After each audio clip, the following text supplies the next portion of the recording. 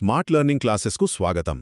ఇది లోక్సభ ఇంకా రాజ్యసభల మధ్య ఉన్న ప్రధాన తేడాలకు సంబంధించిన ఒక చిన్న సమ్మరి. అసలు మన దేశంలో చట్టాలు ఎలా తయారవుతాయి, మన ప్రజాస్వామ్య వ్యవస్థ ఎలా పనిచేస్తుందో అర్థం చేసుకోవాలంటే ఖచ్చితంగా ఈ రెండు సభల అధికారాల గురించి ముందుగా మనం తెలుసుకోవాలి. సరే, మొదటగా ఈ సభల స్వభావం చూద్దాం. లోక్సభ అనేది నేరుగా మనలాంటి ప్రజలు ఎన్నుకునే సభ. దీని పదవీకాలం 5 ఏళ్లు మాత్రమే. ఆ తర్వాత ఇది రద్దవుతుంది. కానీ రాజ్యసభ అనేది మన రాష్ట్రాలకు ప్రాతినిధ్యం వహించే పరోక్ష సభ. పైగా ఇది ఎప్పటికీ రద్దు కాని ఒక శాశ్వత సభ. ఇక్కడ మీరు ఒకటి ఆలోచించాలి. నేరుగా ప్రజలు ఎన్నుకునే సభకు, పరోక్షంగా ఎన్నుకోబడే సభకు అధికారాల్లో నిజంగా ఎంత తేడా ఉంటుందంటారు?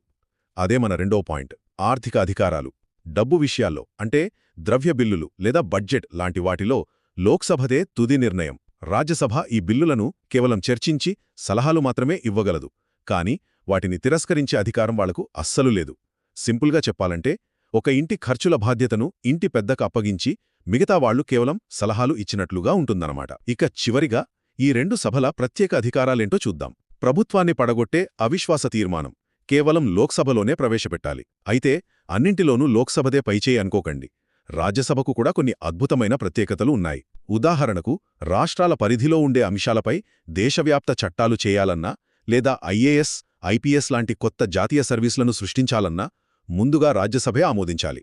అలాగే ఉపరాష్ట్రపతిని తొలగించే తీర్మానం కూడా ఇక్కడే మొదలవుతుంది. ఒక్క మాటలో చెప్పాలంటే, ప్రభుత్వ ఏర్పాటు, ఆర్థిక విషయాల్లో లోక్సభ అత్యంత శక్తివంతమైనది కాగా, రాజ్యసభ రాష్ట్రాల హక్కులను కాపాడే ఒక బలమైన శాశ్వత సభగా నిలుస్తుంది. వీడియో నచ్చితే లైక్ చేయండి.